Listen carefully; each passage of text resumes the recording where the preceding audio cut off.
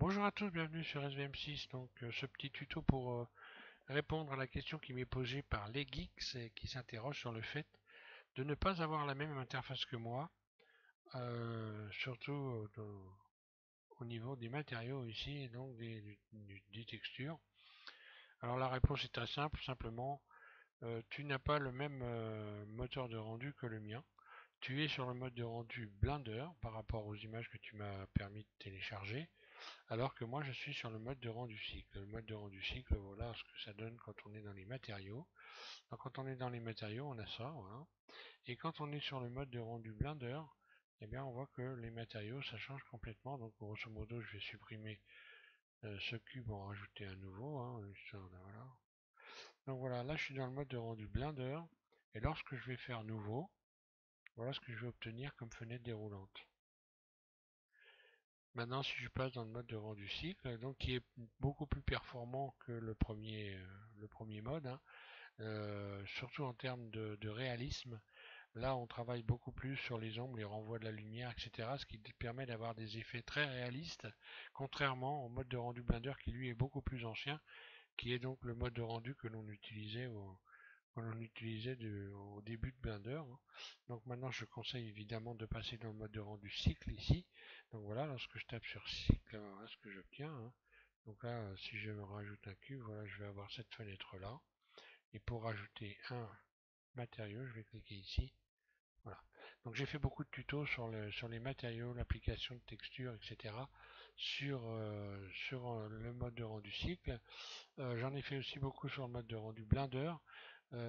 Simplement parce que là on n'avait justement pas un effet réaliste, j'ai été obligé de créer donc un tas de textures que j'ai mis en téléchargement déjà il y a déjà un bon bout de temps, euh, sur YouTube, hein, pour justement créer des ombres à l'intérieur des textures et donc donner un effet réaliste. Bon, bah, maintenant elles vont plus servir à grand chose, hein, maintenant, sauf les personnes qui commencent, qui débutent, qui ont envie de tester ce mode de rendu Blender.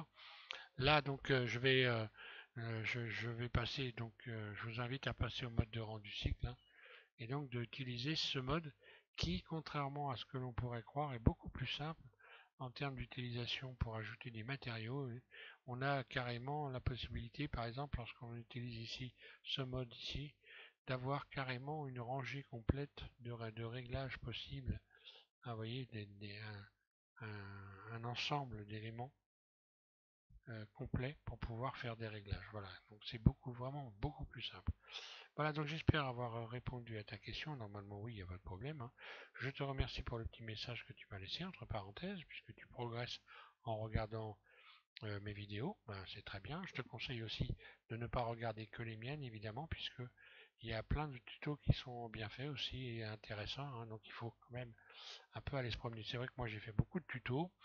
Euh, Ceci dit, ça n'empêche pas de voilà d'aller regarder. C'est important de faire un petit peu le tour, de se faire son idée. De, Certains préfèrent utiliser l'anglais, moi pas du tout, hein, pour des raisons bien particulières que j'ai déjà données, hein. Je ne vais pas réexpliquer, hein, mais bon, après tout, on peut très bien et préférer utiliser le mode Blender en anglais, hein. Moi, je me suis mis en français. Voilà.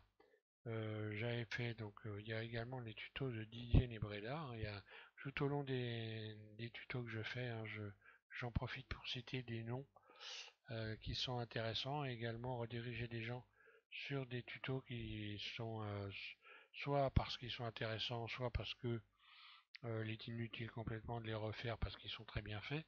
Donc ça peut m'arriver de guider les gens sur d'autres tutos également. Voilà. Donc je vous remercie à tous de suivre SVM6 et de me faire confiance pour évoluer avec cette application. Et je vous souhaite à tous de bien vous amuser avec Blender et puis profiter des vacances aussi. Parce que modéliser c'est bien, mais se reposer c'est pas mal non plus. Voilà, merci.